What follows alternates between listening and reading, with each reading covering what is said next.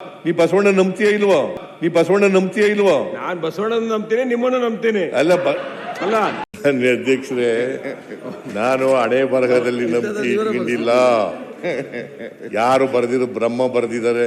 ಈಗ ನಮ್ಮ ಮನೆಯಲ್ಲಿ 6 ಜನ ಮಕ್ಕಳು ನಾವು. ನಮ್ಮ ಅಪ್ಪನಿಗೆ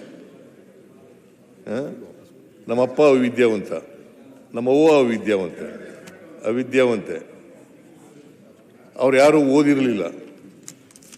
ನಾವು ಒಬ್ಬನೇ ಮನೇಲಿ, ನಮ್ಮ ಅಣ್ಣ 4ನೇ ತರಗತಿವರೆಗೂ ಓದಿದ್ದ. ಇನ್ನು ಉಳಿದವರೆಲ್ಲ ಯಾರು ಹೋಗ್ಲೇ ಇಲ್ಲ, ಶಾಲೆಗೆ ಹೋಗ್ಲಿಲ್ಲ. ನಾನು ಒಬ್ಬನಿಗೆ ಬರೆದು ಬಿಟ್ಟಿದ್ದ ಬ್ರಹ್ಮ, ನೀವೊಬ್ಬ ಓದು ಅಂತ. ನೀವು ಮುಖ್ಯಮಂತ್ರಿ ಹೇಗಾಗ್ತೀರಿ ಸರ್? ಕಾಂಗ್ರೆಸ್ ಅಲ್ಲಿ ಬಂದು ಸರ್ 10 ವರ್ಷಕ್ಕೆ ನೀವು ಏನ್ ಸರ್ ವಿರೋಧ ಪಕ್ಷದ ನಾಯಕರು 2 ಬಾರಿ ಆದ್ರಿ, 2 ಬಾರಿ ಮುಖ್ಯಮಂತ್ರಿ ಆದ್ರಿ, ನಿಮ್ಮಲ್ಲಿ ಭಾಗ್ಯ ಇತ್ತು. ಆದ್ರೆ ನೀವು ಕರ್ಮ ಸಿದ್ಧಾಂತನೇ ನಂಬಲ್ಲ ಅಂದ್ರೆ ಹೇಗೆ ಸರ್? ಅದು ಡೆಸ್ಟಿನಿ ಸರ್. ಬಸವಣ್ಣ ಹೇಳಿದ್ದು ನಾನು ಹೇಳಿರೋದಲ್ಲ. ನೀ ಬಸವಣ್ಣ ನಂಬ್ತೀಯ ಇಲ್ವೋ? ನಾನ್ ಬಸವಣ್ಣನ ನಂಬ್ತೀನಿ, ನಿಮ್ಮನ್ನು ನಂಬ್ತೀನಿ. ಅಲ್ಲ ಬಸವಣ್ಣನ ನಂಬ್ತೀನಿ, ನಿಮ್ಮನ್ನು ನಂಬ್ತೀನಿ. ಆಯ್ತಪ್ಪ, ಬಸವಣ್ಣ ನಂಬೋದಾದ್ರೆ ಕರ್ಮ